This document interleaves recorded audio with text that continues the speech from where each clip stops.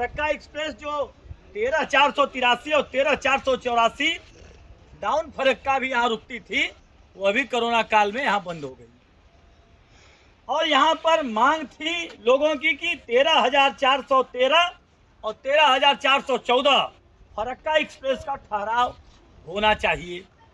यहाँ पर माननीय मंत्री जी महेंद्र नाथ पांडे जी, माननीय मनोज सिन्हा जी रेलवे मंत्री और माननीय विधायक जी यहाँ पर आए थे और बड़ी बड़ी बात करके गए कि यहाँ पर ट्रेन रुकेगी, रुकवाया जाएगा, लेकिन कुछ हुआ नहीं।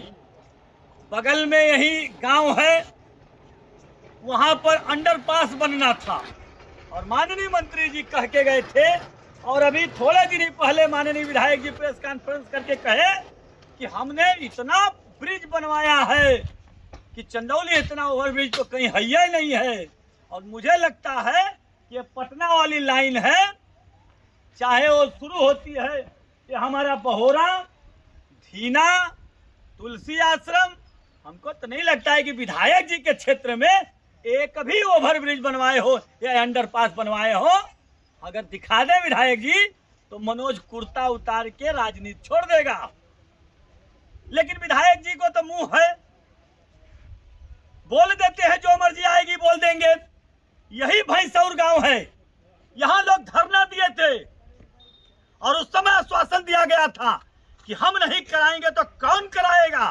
मैं आज पूछना चाहता हूं, क्या साहब आपकी सरकार चली गई या आप चूतिया बना के विधायक और सांसद बन गए? यह अंडरपास क्यों नहीं बना? क्योंकि यहाँ पर इस पार खेत है और इस पार गांव है, लोगों को 16 किलोमीटर दूर आके अपनी खेती करना पड़ता है। और ऐसा कोई साल नहीं है जहां यहाँ भैंसौर में एक आदमी मरता न हो। इसका जिम्मेवार कौन है? माननीय विधायक जी, इसकी जिम्मेवारी किसी न किसी को लेना पड़ेगा। इसलिए मैं आज यहाँ पर आया हूँ। सरकार की एक प्रमुख मांग है और प्रमुखता से सरकार शौचालय बनवाती है और स्टेशन की शौचालय का आपको हाल दिखाने का आया हूँ।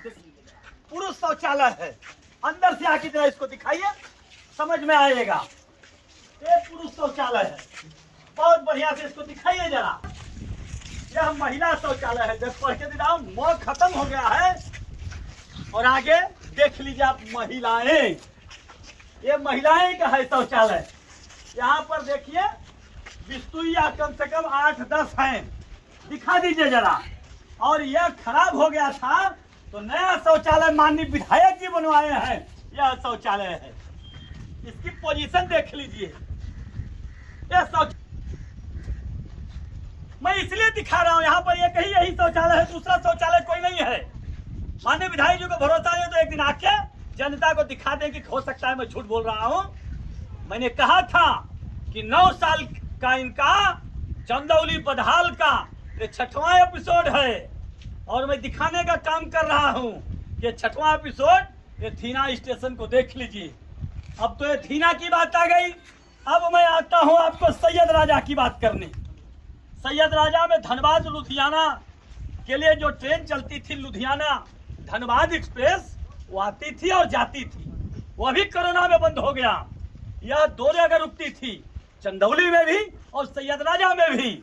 और एक सियालदह जम्मू तवी एक्सप्रेस चलती थी, वो हावड़ा जम्मू जाने के लिए और जम्मू से हावड़ा जाने के लिए, यह भी ट्रेन वहां रुकती थी। एक देहरादून हावड़ा एक्सप्रेस चलती थी, वो हावड़ा से देहरादून जाती थी और देहरादून से हावड़ा जाती थी। यह चंदौली और सैयद राजा दोनों जगह रुकती थी। और एक जो थी महाबोधि एक्सप्रेस दिल्ली जाने के लिए, वह केवल चंदौली में रुकती थी, सैयद राजा नहीं रुकती थी। और आज वह चंदौली में भी रुकने का काम नहीं कर रही है। तो मैं पूछना चाहता हूं, माननीय विधायक जी, माननीय सांसद जी, आपने अपने कार्यकाल में एक ट्रेन तो कोई रुकवा नहीं सके, लेकिन जो ट्रेन रुकती थी उस ट्रेन को क्यों नहीं रुकने दिए? इसका दोषी कौन?